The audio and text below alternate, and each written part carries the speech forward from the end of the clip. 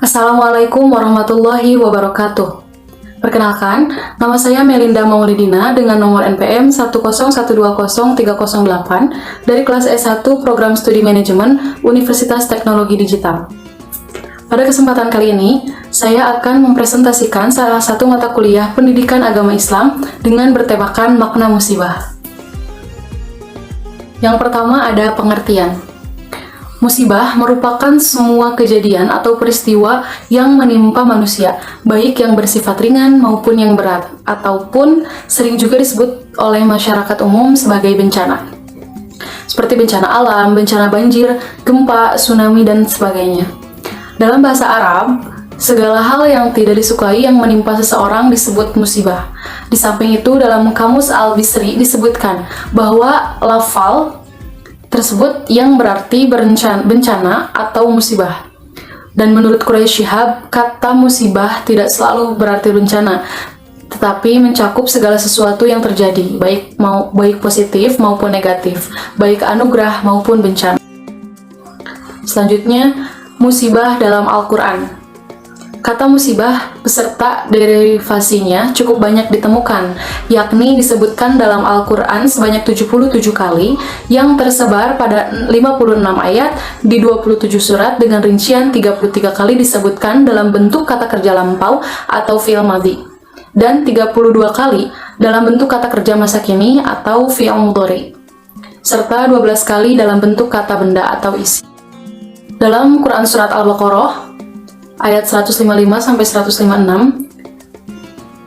Allah menyebutkan beberapa macam musibah yang menimpa manusia sebagai ujian dalam kehidupan di dunia, yakni seperti ketakutan, kelaparan, kekurangan harta, jiwa, serta kekurangan hasil panen. Dari ayat ini juga, Allah SWT ingin menerangkan hikmah bahwa dengan banyaknya musibah yang menimpa manusia, maka akan memperkuat serta memperkokoh iman manusia itu sendiri terhadap Allah SWT. Yang bunyinya, وَلَنَبْلُوَنَّكُمْ بِشَيْءٍ مِّنَ الْخَوْفِ وَالْجُوعِ وَنَقْصٍ مِّنَ الْأَمْوَالِ وَالْأَنفُسِ وَالثَّمَرَاتِ وَبَشِّرِ الصَّابِرِينَ الَّذِينَ إِذَا أَصَابَتْهُم مُّصِيبَةٌ قَالُوا إِنَّا لِلَّهِ وَإِنَّا إِلَيْهِ رَاجِعُونَ. Yang artinya, dan sungguh akan kami berikan cobaan kepadamu dengan sedikit ketakutan, kelaparan, kekurangan harta, jiwa, dan buah-buahan. Dan berikanlah berita gembira kepada orang-orang yang sabar, yaitu orang-orang yang apabila ditimpa musibah, mereka mengucapkan Inna lillahi wa inna ilaihi raji'un.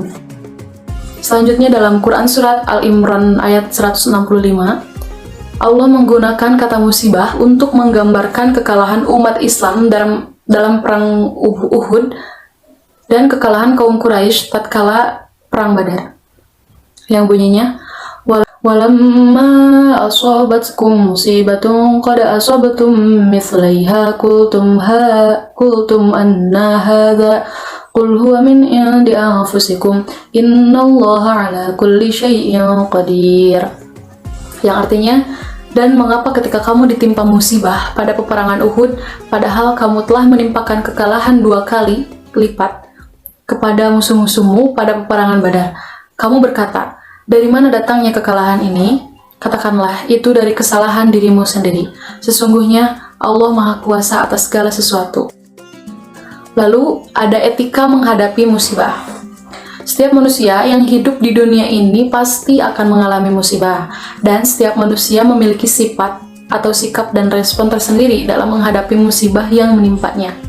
Perbedaannya adalah bagaimana mereka menyikapi serta memahami makna dan hakikat musibah itu sendiri.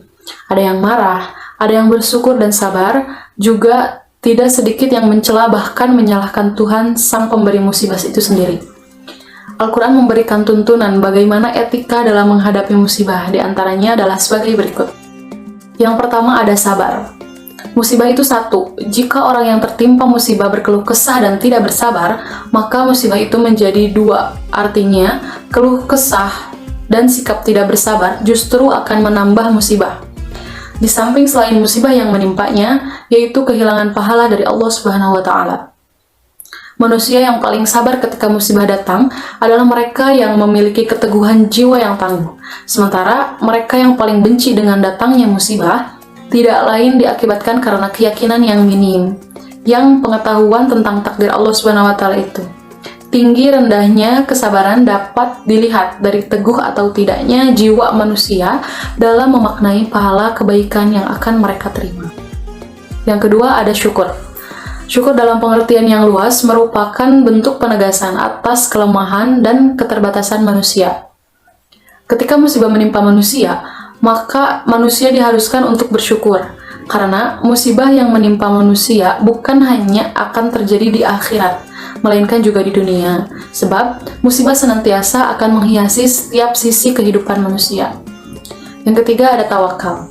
Bersikap tawakal dalam menghadapi musibah merupakan panduan Allah Subhanahu wa taala melalui Al-Qur'an sebagai sesuatu keniscayaan akan adanya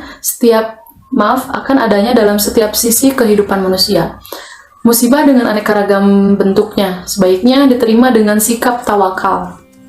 Penyerahan segala urusan kepadanya merupakan suatu bentuk realisasi keimanan bahwa tidak ada yang mampu memberi atau menahan, menimpakan atau menolak musibah dengan berbagai bentuknya kecuali hanya dengan pertolongan Allah Subhanahu wa taala.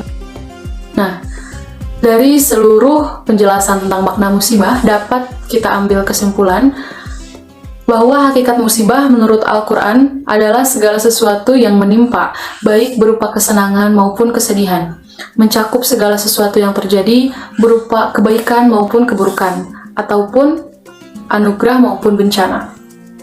Musibah yang menimpa manusia terlepas muslim atau tidak, tua atau muda, perseorangan ataupun secara keseluruhan, manusia pasti akan merasakannya. Dapat berupa hal yang baik maupun yang buruk.